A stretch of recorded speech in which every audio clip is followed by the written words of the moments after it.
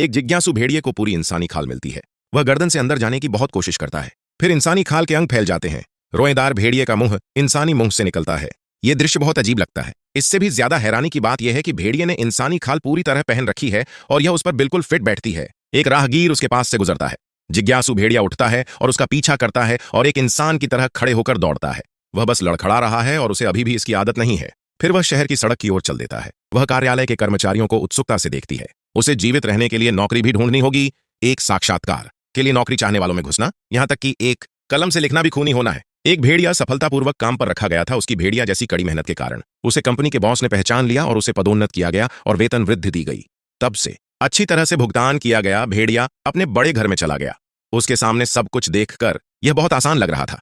भेड़िया उत्साह से घास पर उछलता है, चारों पैरों पर रेंगता है। यह देखकर मूवर्स भी थोड़ा हैरान हुए। भेड़िए की पहचान उजागर न करने के लिए उसे खड़ा होना पड़ा और श्रमिकों को काम जारी रखने के लिए कहना पड़ा। मजदूर अभी भी उलझन में थे। भेड़िए ने दूर जंगल को देखा और उस आजादी को याद किया जो उसे पहले रेंगते समय मिलती थी। हर बार जब वह काम से थक जाता था, दीवार पर शिकार को देखकर वह हमेशा अपनी खोई हुई महत्वाकांक्षा को फिर से जगा सकता था। समय धीरे धीरे बीतता गया। भेड़िए ने एक सुंदर पत्नी से भी शादी की, लेकिन उसके सामने पका हुआ स्वादिष्ट खाना देखकर उसकी भूख सचमुच मर गई। महिला की बाहों में पिल्ले को देखकर भेड़िए की कच्चा मांस खाने की इच्छा फिर से जाग उठी। तो अगले दिन वह पालतू जानवरों की दुकान पर गया और एक बिल्ली खरीदी। उसने बिल्ली को घर के गैराज में छिपा दिया।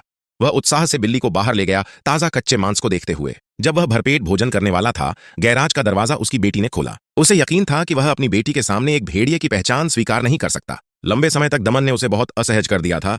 दीवार पर लटका शिकार, मेज पर रखा स्टेपलर हमेशा उसकी इच्छा जगाता है। उस रात टीवी पर भेड़िया मांस खा रहा है और उसकी बेटी की बाहों में ताजा भोजन है। उसने अपनी पत्नी से कहा, मैं अब और इसके लिए लालसा नहीं रख सकता। लेकिन उसकी पत्नी को समझ नहीं आया कि उसके पति का क्या मतलब है। भेड़िए की महत्वाकांक्षा एक बेकाबू बिंदु पर पहुंच गई है। अगले दिन कंपनी की बैठक में भेड़िए को